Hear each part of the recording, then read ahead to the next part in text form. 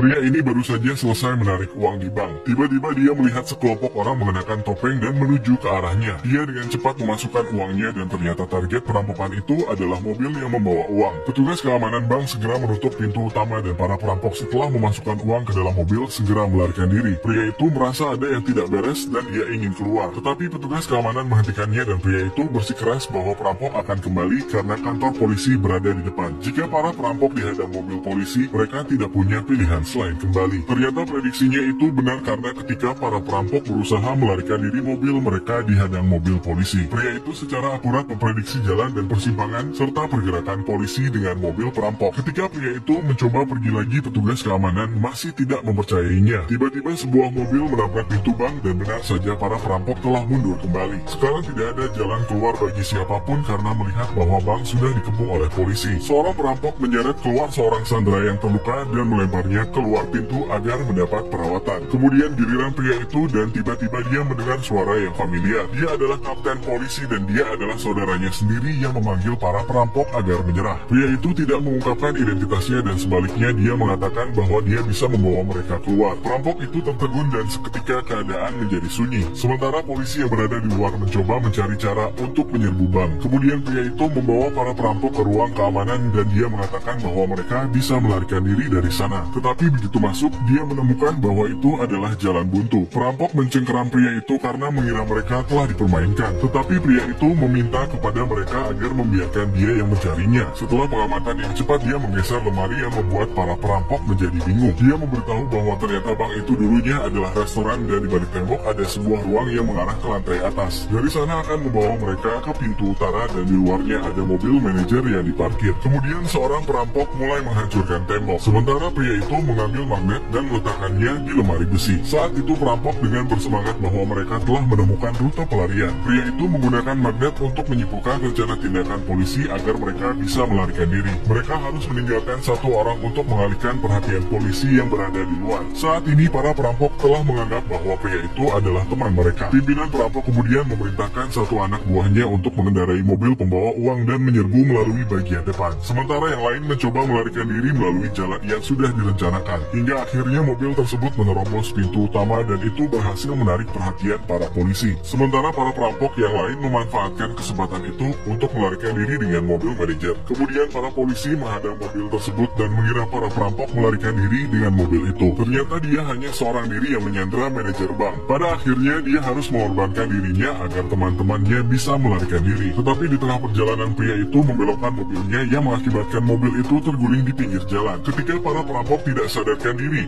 pria itu mengambil kesempatan untuk segera melarikan diri. Tiba-tiba dia teringat bahwa uangnya telah tertinggal di dalam mobil. Ketika dia mencoba mendekat, tiba-tiba mobil itu meledak yang membuatnya sangat terkejut. Tetapi dia melihat tas yang berisi uang dan setelah melihat sekeliling akhirnya dia membawa tas itu pulang ke rumahnya.